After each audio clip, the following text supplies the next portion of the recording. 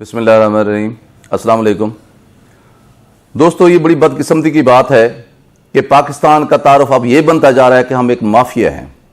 कभी चीनी का माफिया, कभी आटे का माफिया, कभी बिजली पैदा करने वाले कारखानों का माफिया और आजकल तेल का माफिया।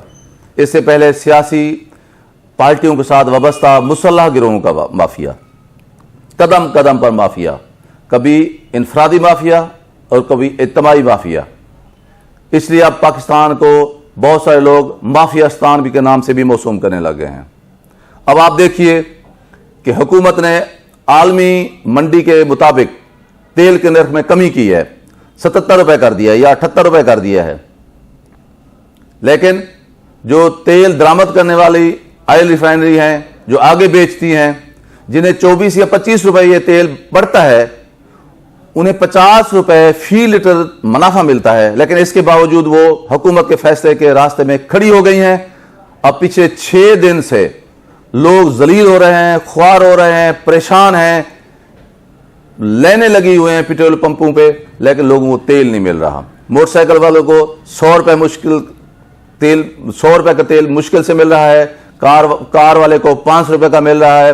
ये जो लोग सैकड़ों की तादाद में पेट्रोल पंपों में मौजूद हैं, कोई नहीं सोच रहा कि किसी बंदे ने अपनी मां की या बूढ़े बाप की इंसुलिन लेनी है, किसी आदमी ने अपने बीमार बच्चे को जिसको दस्त या उल्टियां लगी हुई हैं डॉक्टर के पास लेके जाना है, या किसी बाप ने अपने बेटे के लिए दूध लेने के लिए जाना है, या किसी ने अपने प्यारे के जनाजे में शरीक होना है। किसी को कोई फिक्र नहीं है। रियासत ने अगर फैसला किया है पेट्रोल का रेट कम करने का, तो मैं समझता हूं यह रियासत की जिम्मेदारी बनती है कि अपने इस फैसले पर अमल भी करवाए। आप देख लीजिए, ये चीनी का स्कैंडल है। हुकूमत की जिम्मेदारी बनती है कि जो जो लोग इसमें मुलविस हैं उन्हें जो है इबरत का निशाना बनाना चाहिए। इसी तरह ये जो बिजली पैदा करने वाले कारखाने हैं, वो कई साल से कौम को लूट रहे हैं। अब वक्त आ गया है कि हुकूमत को उनसे एक एक पाई का हिसाब लेना चाहिए। अब ये पेट्रोल के हवाले से देखें, पता नहीं हमारा पेट क्यों नहीं भरता। इस पाकिस्तान ने हमें क्या क्या नहीं दिया, हमें क्या शनाख्त नहीं दी, क्या तहफ़्फ़ुज़ नहीं दिया, क्या पैसा नहीं दिया।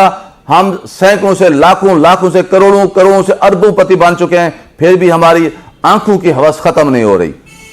तो मैं समझता हूं कि ये जो पिछले 6 दिन से पूरी कौम पागलों की तरह पेट्रोल पंपों पर इंतजार की घड़ियां गिन गिन कर जिंदगी बिता रही है, रियासत के पाकिस्तान की जिम्मेदारी बनती है कि वो आगे बढ़े और पेट्रोल पंपों पर तेल की जो है फराहमी को यकीनी बनाए।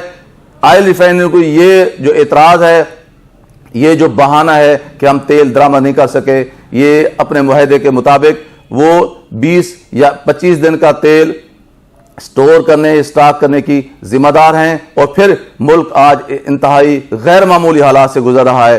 चीन और भारत के बाबैन तसादुम की कैफियत है, जिससे पाकिस्तान खुद भी लाताल्लुक नहीं रह सकता। इसलिए मैं समझता हूं कि हुकूमत को फौरी तौर पर पेट्रोल पंपों पर तेल की फराहमी को यकीनी बनाने की जरूरत है। दोस्तों, आपसे गुजारिश है कि मेरी इस यूट्यूब चैनल डॉक्टर नज़ीर सिद्दीकी को सब्सक्राइब कीजिए और मेरी इस वीडियो को लाइक कीजिए। बहुत शुक्रिया। अस्सलाम वालेकुम।